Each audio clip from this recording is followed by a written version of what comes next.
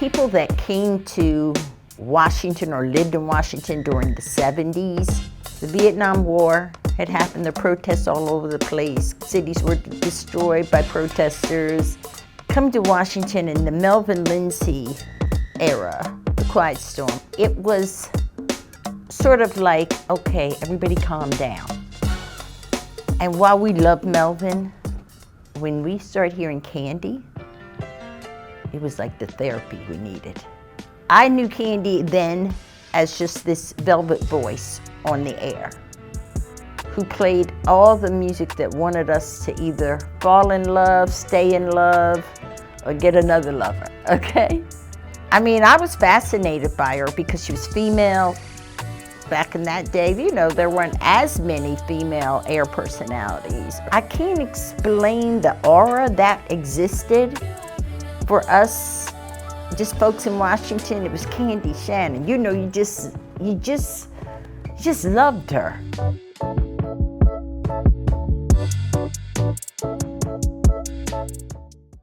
I grew up in Detroit in a wonderful time. First of all, it was a well-to-do blue-collar town back in my day because of the auto industry. That was the plant. Chrysler, Ford, GM. And some people had, quote, white-collar jobs in the plant or worked the line, but they made pretty good money. People bought new cars, they bought brick houses, they took trips. We had a good school system because it had a good tax base. And I remember now, when I think about a pretty idyllic childhood.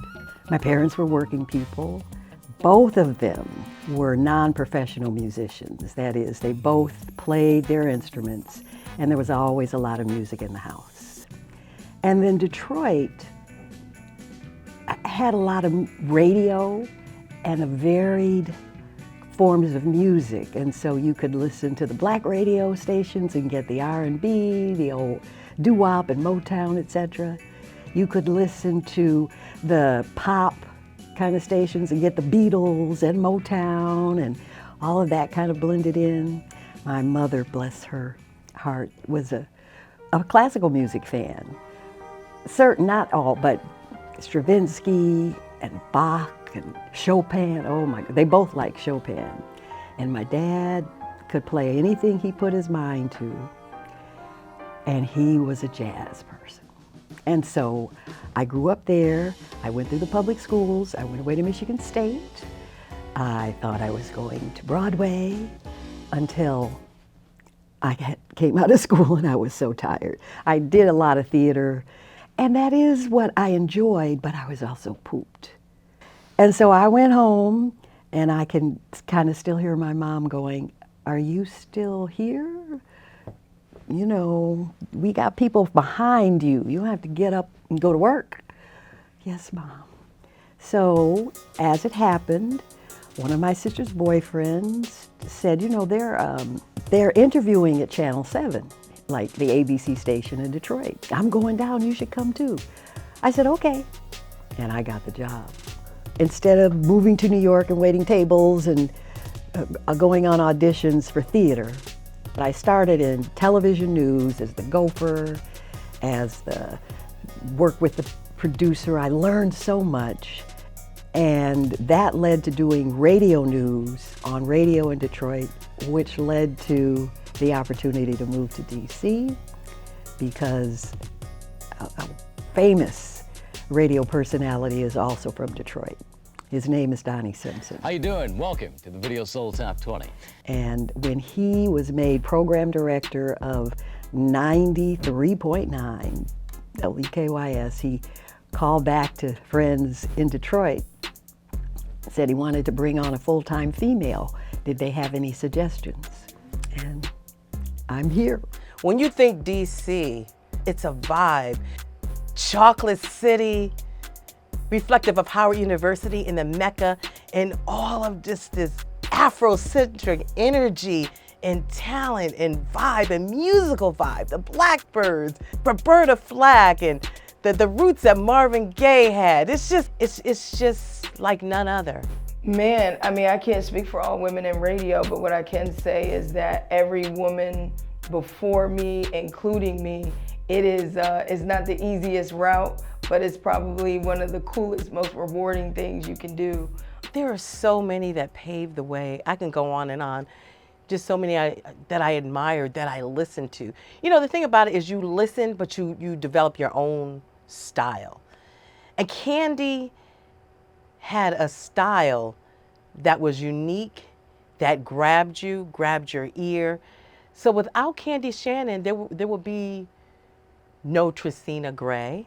And the videos are hot, and we welcome to the MVC tonight for the very first time. Ladies and gentlemen, give us a high five. Yeah, all right. Oh man, you can't leave out the name Candy Shannon, especially in DC radio, because of, you know, when you talk pioneers, you know, she's one of the pioneers of the culture. It's funny, as director of content now, I was looking at a film. I was about to greenlight this film about DC street jocks. There's literally a candid shot of Candy Shannon in the club, and she's like hosting in the club. And I'm like, what year is this? But this is before, you know, before any of that stuff that like the things that we do today. I'm looking at Candy Shannon in probably like the 80s, sitting at a club telling you why you should come down and enjoy yourself in the club.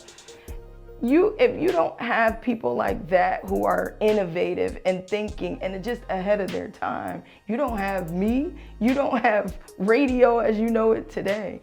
And so Candy Shannon is one of those, you should never forget Candy Shannon, because that is a voice of impact.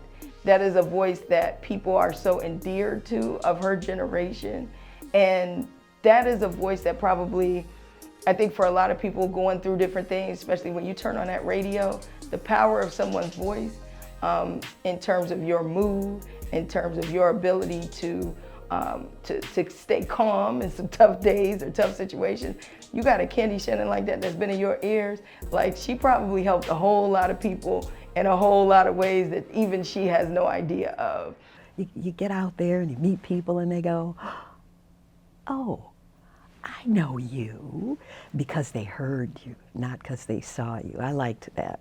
So people found the music they liked, and broadcast radio's job, as a commercial broadcast radio's job, was to make sure they didn't go anywhere. FM radio signals travel along the ground, and so they are not as obstructed. You know, they can go over the topography. AM radio travel in the air, and so obstructions can interrupt the signal. So starting in the 70s, FM radio started to get more popular, but they didn't have a lot of commercials.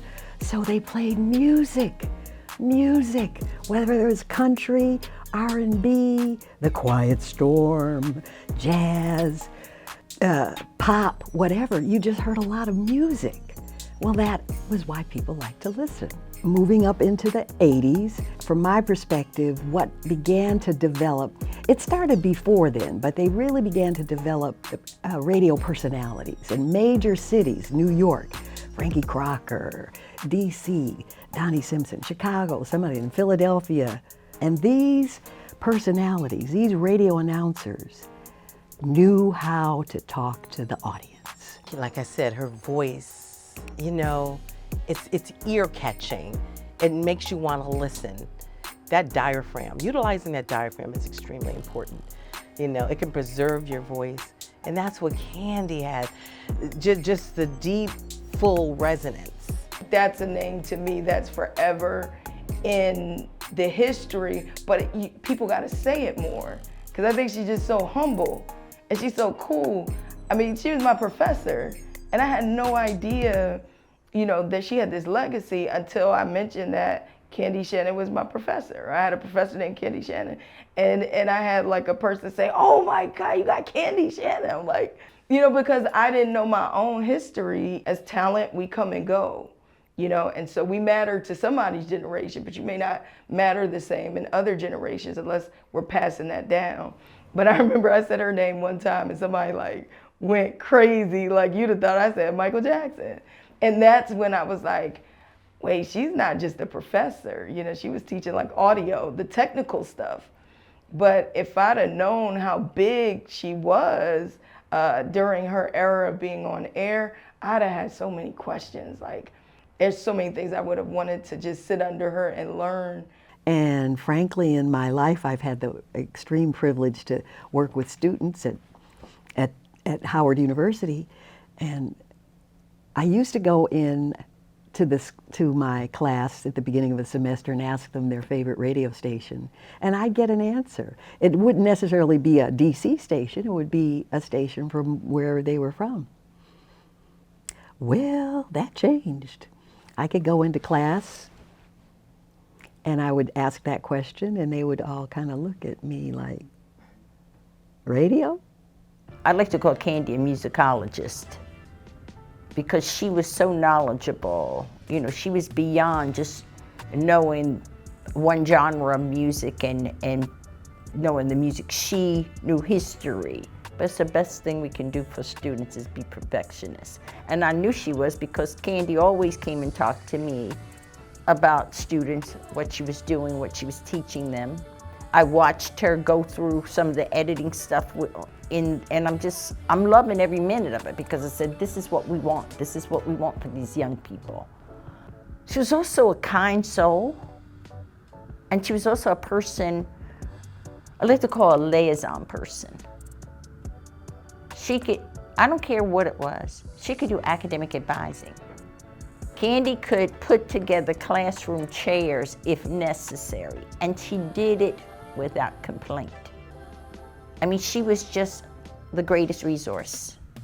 I didn't grow up with any sisters, so, and then just to finally, I hope I don't get emotional, oh Lord, to finally be able to connect with someone like Candy.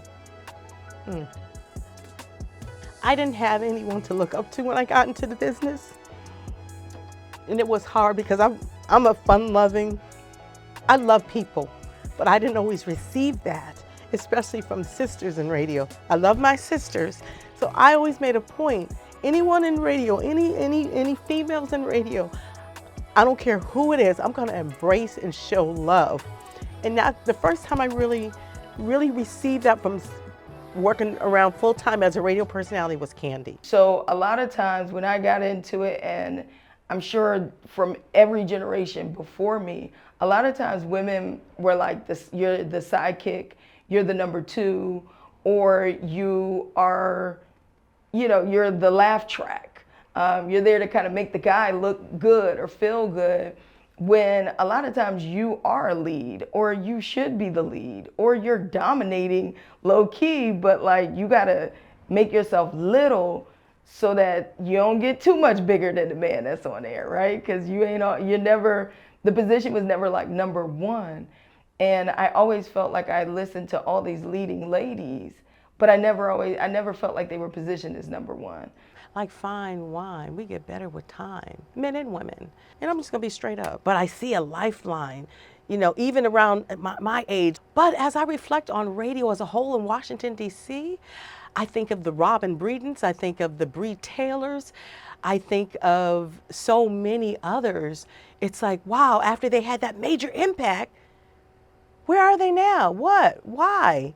But you see the men who are still here, thriving, who are older, probably older than us.